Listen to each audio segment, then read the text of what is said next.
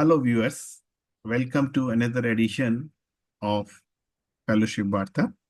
Today we have got Sriman Pankaj. He is a postdoctoral fellow at Haifa in Israel, and he has received large number of fellowship, which we'll be discussing in our discussion today. Uh, if I could request you, Sriman Pankaj, could you please tell us about your academic journey? Sure. Uh, hi everyone. I'm Sriman Pankaj, Boindala. So I'm from Vizag, Andhra Pradesh. I did my bachelor's and master's from BITS Hyderabad campus in civil engineering. Then I was working as a project associate for 6 to 7 months in IIT Madras. And then I came to Israel, Haifa, Technion, to do my PhD in water resource management. I finished my PhD in 2023 December, and I moved to Cyprus for my first postdoc. I was in a Chios Research Center in University of Cyprus for from January 2024 to January 2025. Then I came back to my previous supervisor. He had some position in Israel, so I came back to him. So now I'm currently at Technion, Haifa. It's I started here from January 1st, so it's been 3 months.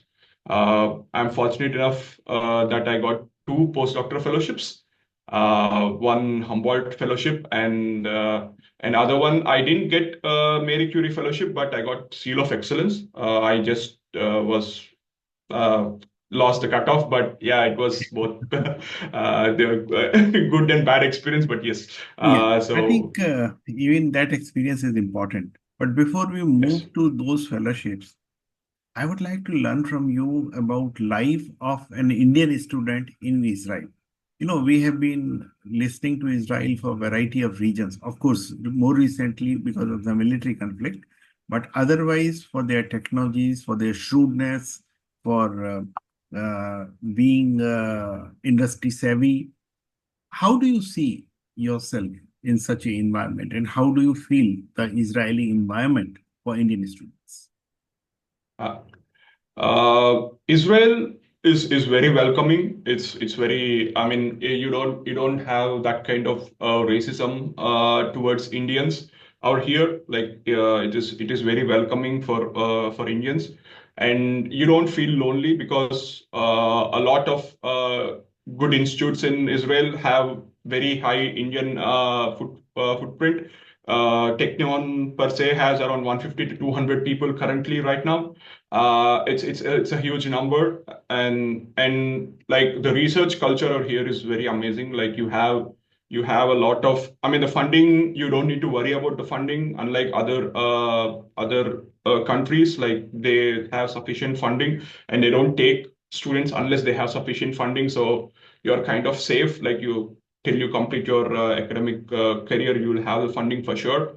And also, like, the funding is very substantial. Like it is good for you to survive over here, as well as to like have some a little bit savings when you're doing your PhD.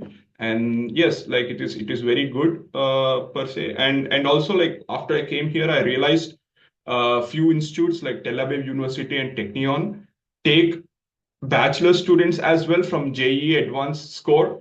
I didn't know that when I was before, like that was really That's something new for interesting. me. And they give with scholarship out here to do your bachelor's, and it's really, if people can join, it will be really great for in the bachelor's itself. Most of them here are PhDs and postdocs, and yeah. Yeah, I think just one point on the personal living you didn't touch because it is in military Uh, conflict, how safe it is. And when you say that even they are taking GE students, uh, yes. what is the those who are not getting IIT are coming to Israel, or they take people Yes. from the higher echelon also? Like if you, I mean, some people who got very, or I mean, new IITs which are somewhere in the like different parts of India, and who felt like it's better for them to explore abroad country, like they come here, like you need to qualify for the advance and have a good rank, and based on they have some cutoffs here as well, they take based on that. Personal life or here, like security wise, I think it's pretty safe. Like people have a different version, but like I have been here for like from 2020 to this long, and I have faced COVID, I have faced war, like I have seen everything, and Israel is very very secure. Like it's like personally, you don't have I haven't seen any case from my or my friends having pickpocketing or anything like that. I haven't seen anyone like having any kind of injury or something. Nothing happened. Like it's pretty safe. And the campus security is it's extraordinary. You have a very good campus security and stuff. Like you feel very very safe if you're into the campus. Even with the attacks going on, like even for the missiles and everything, like you have shelters of here, but still, like I mean, for in addition to that, like security wise, like everyone has a it's very secure. Like everyone has military training around you, so it's pretty secure. Yeah. Yeah, thank you very much for clarifying that, because a lot of Yeah. concerns are there in the parent mind of Indian parents if their children are safe in Israel. And thank you very much for this thing, and also for informing that even those who are unable to make to premium IITs could consider applying to Israeli institutions. Friends, Israel is technically very, very advanced countries. They are very shrewd people. They are always looking that engineering student must yield into some industrial output, and that is the paramount thing.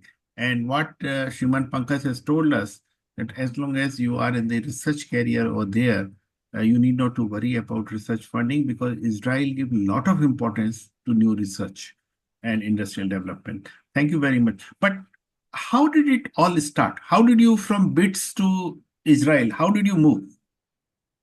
Uh, while applying for my PhD, like it's like everyone like who apply for PhD abroad, like I was sending like 80 to 90 mails to different professors in US, in UK. I got positions in US, I got position in Australia, and I got position in Technion.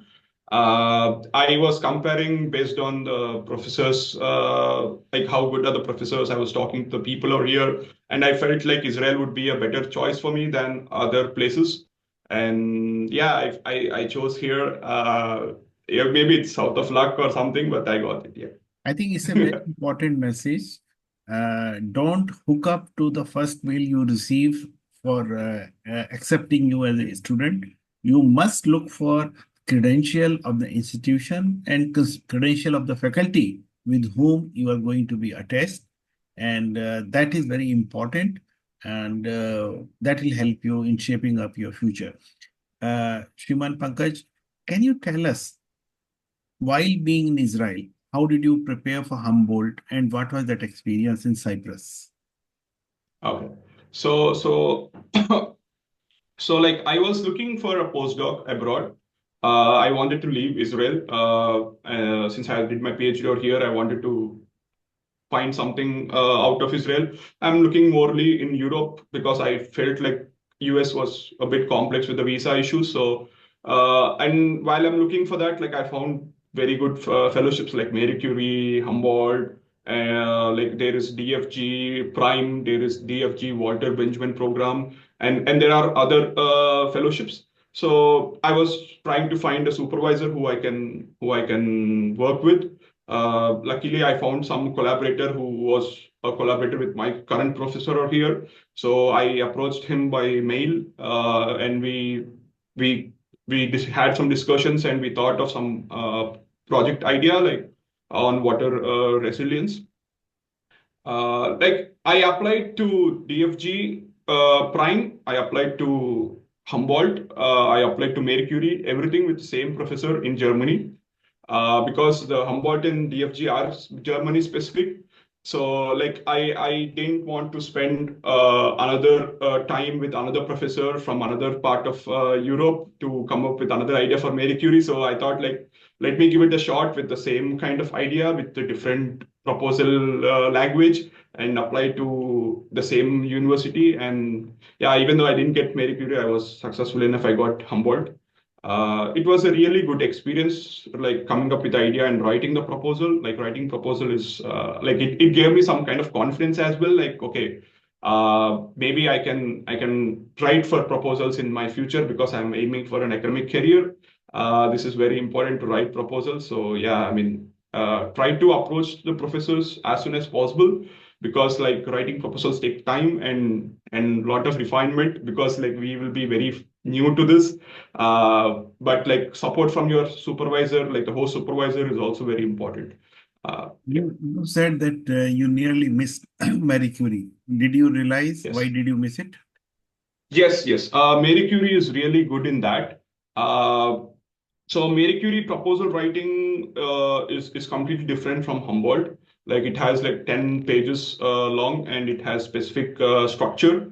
And the best part of Marie Curie is like you get a feedback about which are your good points, which are your negative points, in which sections you have failed. And this kind of evaluation you don't get in other fellowships. Like other fellowships, it's just like, okay, you got selected or you got rejected, but they don't give you like what are your plus points in this, what are your minus points in this.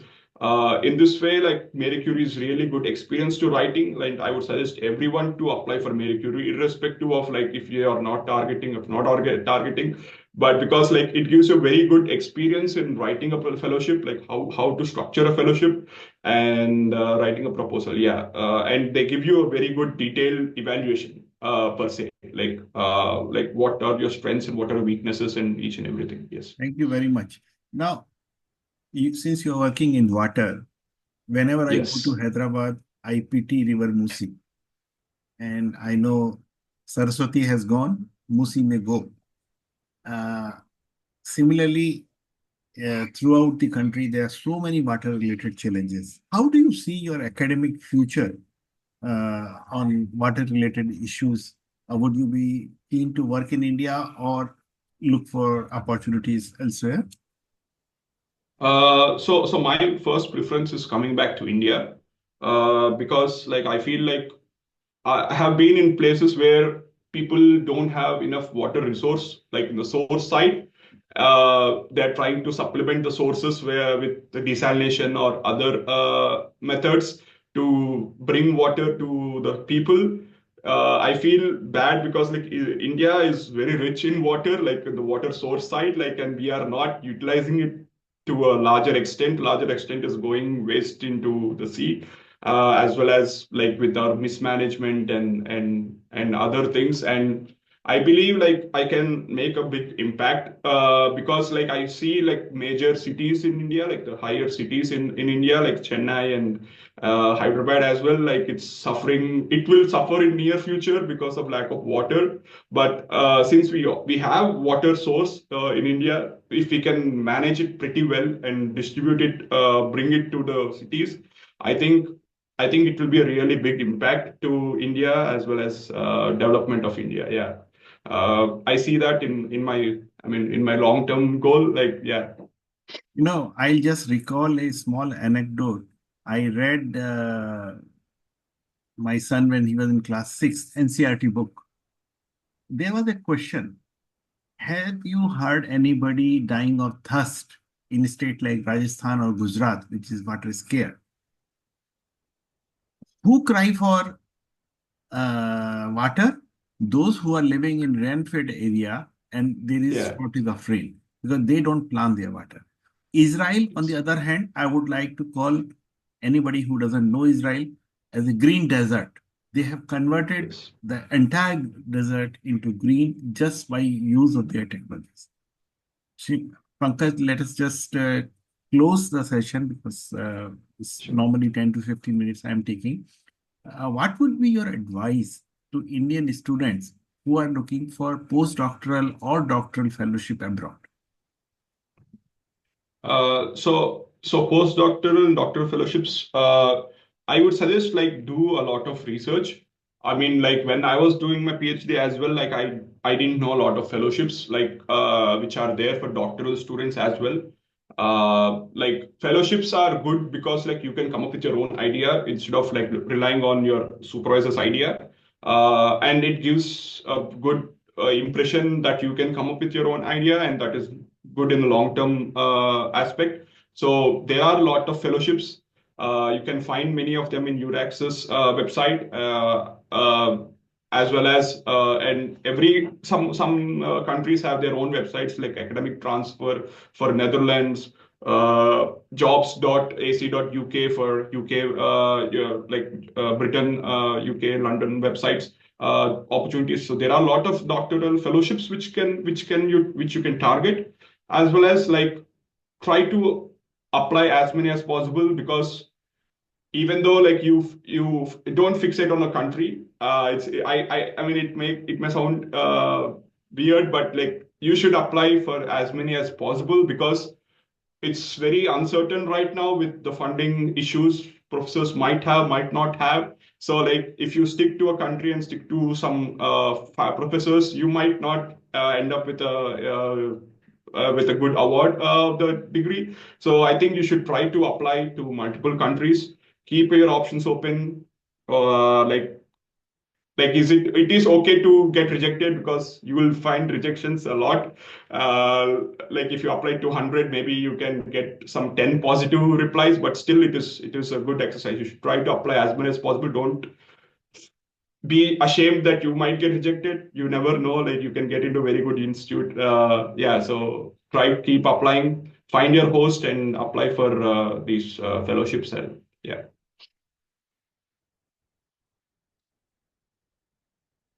Your voice is muted. Your voice is muted. Thank you, Sriman Pankaj. What I feel he's trying to say, persistence is the key. Don't get rejected even by a large number of rejections, because there will be few acceptance in waiting.